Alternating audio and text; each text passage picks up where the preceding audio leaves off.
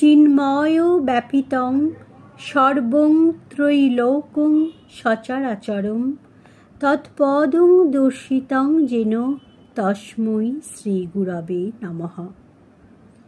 শ্রীমৎ স্বামী সেবানন্দ সরস্বতী মহারাজজির চরণে জানাই শতকোটি প্রণাম। গুরু সেবানন্দ সরস্বতী মহারাজজির লেখা থেকে পাঠ। সাধনা আমরা সবাই করি, কিন্তু কিসের সাধনা, কার সাধনা, তাহা আমাদের অনেকেরই জানা নাই। কথায় বলে, শরীর মাধ্যম করো ধর্ম সাধন। শরীর দ্বারাই সাধনা, শরীরের মাধ্যমেই সাধনা। কারণ এই শরীরটাই হইল মন্দির বিশেষ। ইহার মধ্যে আত্মরূপী চৈতন্য সত্তা বসিয়া আছেন। তাই শরীরটাই যদি কলুষিত হয়, মন পুরোহিত যতই চেষ্টা করুক আত্মদর্শন করিতে পারিবে না। এইবার আসি কিভাবে শরীর মন্দির কলুষিত হয়। অকথা কুকথা বলা, অকাজ কুকাজ করা, সদাই কুচিন্তায় রত থাকা, পরের ভালো দেখিতে না পারা, কাম ক্রোধ ও লোভের বশবর্তী হওয়া ইত্যাদি যত প্রকার কুঅভ্যাস আছে, তাহার দ্বারা নিত্য নিত্য শরীর কলুষিত হইতেছে। তাই হে ভগবানের শ্রেষ্ঠ জীব, একটু ফিরিয়া তাকাও, অসৎ সঙ্গ ত্যাগ করো,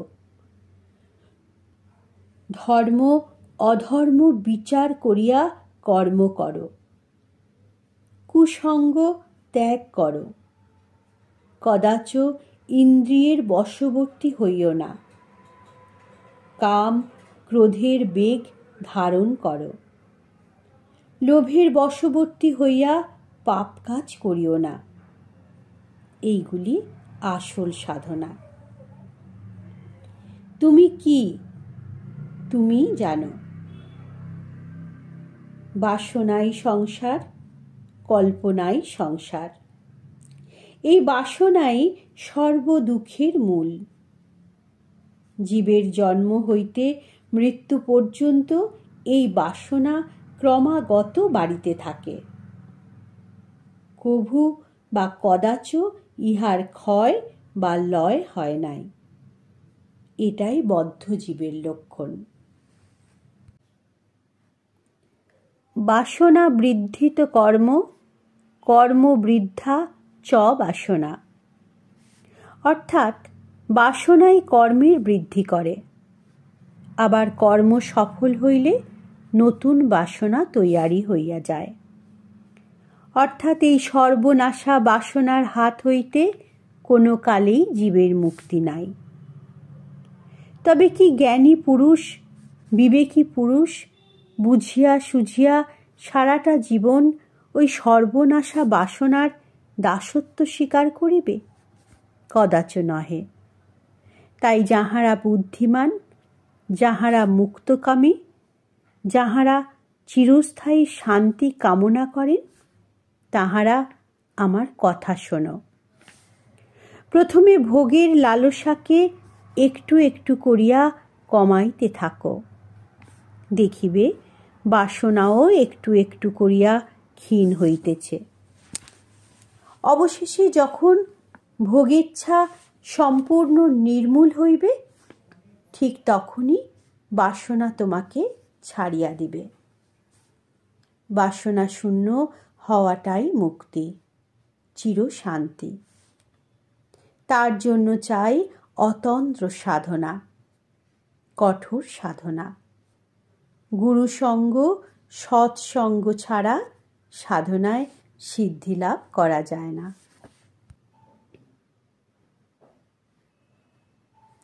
সীমাহীন বাসনাই মৃত্যুর নামান্তর। পৃথিবীতে মানুষ যেমন বিচিত্র, তাদের বাসনাও বিচিত্র। কাহারও খাওয়ার বাসনা, ইহারা নিত্য নতুন পদ্ধতিতে খাদ্য বানান এবং নিত্য নতুন খাদ্য পছন্দ করেন। কাহারও বা বেশভূষা সাজগোজের বাসনা, প্রতিনিয়ত নানান সাজে নিজেকে ভূষিত করাই ইহাদের বাসনা।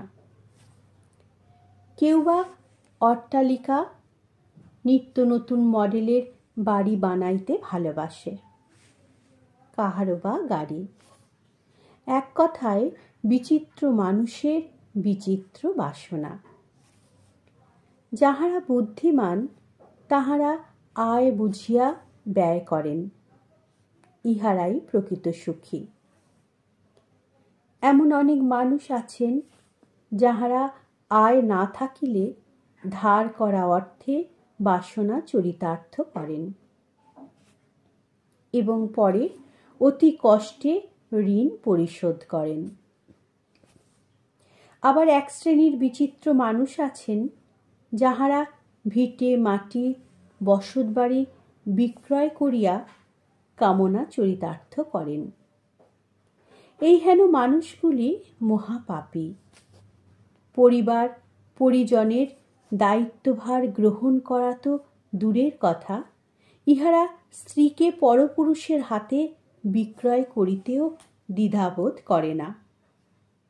তাহা হইলে এই সিদ্ধান্তে উপনীত হওয়া গেল যে সীমাহীন বাসনাই মৃত্যুর নামান্তর। ভোগ কোনো কালেই মানুষকে চিরস্থায়ী সুখ দিতে পারে না। রূপ, রস, গন্ধ, শব্দ ও স্পর্শ সুখে মানুষ সীমাহীন ভোগ বিলাসের পিছনে ছুটিয়া বেড়াইতেছে, ক্ষত বিক্ষত হইতেছে, তবুও হুঁশ হইতেছে না। কেবল আসক্তি, সীমাহীন আসক্তি। কেউ মদকাসক্ত, কেউ কামাসক্ত, কেউ বা বিষয়াসক্ত। আমরা সবাই কিছু না কিছু বিষয়ে আসক্ত। কেবল আসক্তি শূন্য হও, বাসনা শূন্য হও, শান্তি পাইবে।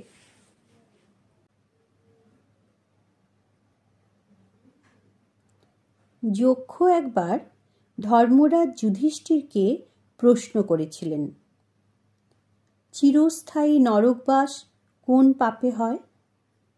উত্তরে ধর্মরাজ যুধিষ্ঠির বলেন, অতিথিকে বাড়িতে আমন্ত্রণ করিয়া যদি কেহ পরিকল্পিতভাবে অপমান করে তবে সেই পাপের খণ্ডন নাই। উদাহরণস্বরূপ বলা যায়, বিভীষণ যখন রাবণকে যুদ্ধ না করার পরামর্শ দেন, নারীর কেশ স্পর্শ না করার পরামর্শ দেন, ক্রোধিত হইয়া রাবণ তখন বিভীষণের বক্ষে পদাঘাত করেন। ঈশ্বরের কি অদ্ভুত লীলা! রাবণ পাপাত্মা আর বিভীষণ পুণ্যাত্মা। পুণ্যাত্মার সাথে থাকিলে পাপাত্মার নিধন হইতে পারে না। তাই দয়াল রামচন্দ্র রাবণের মনে ক্রোধের সঞ্চার করাইয়া পাপ কাজে নিয়োজিত করেন এবং সমূলে রাক্ষস কুল ধ্বংস করেন।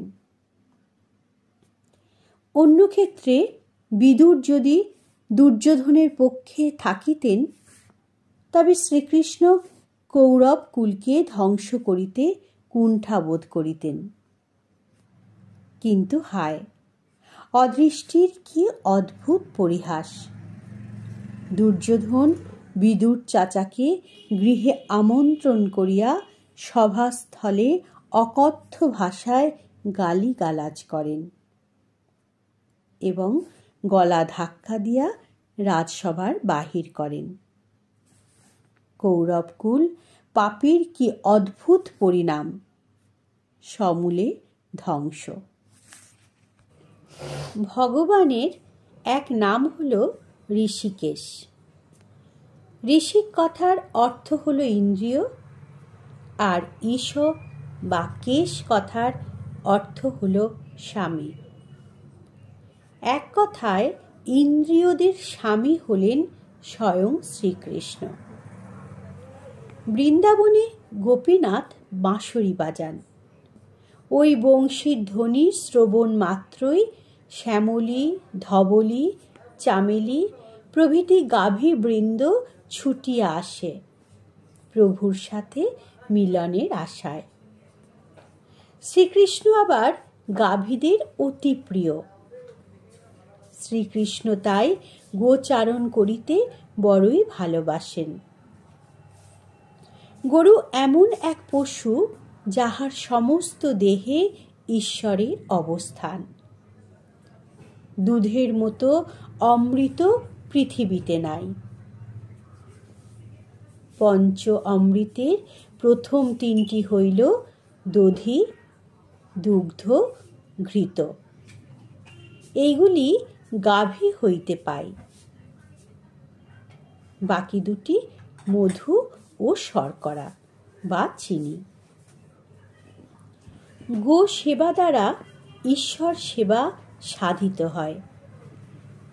কিন্তু আমরা এমন স্বার্থী যে যতদিন দুধ ততদিন সেবা। দুধ ছাড়লেই বিক্রয় করিয়া দিই, তাও আবার যবনির হাতে। বুঝতেই পারছেন শেষ পরিণতি কি। তাই দরকার নাই গো সেবায়। ইহাতে পুণ্যের চাইতে পাপই বাড়িতে থাকে। মানুষের চাইতে গরু অনেক পুণ্যাত্মা। তাই গরু সবার পূজ্য।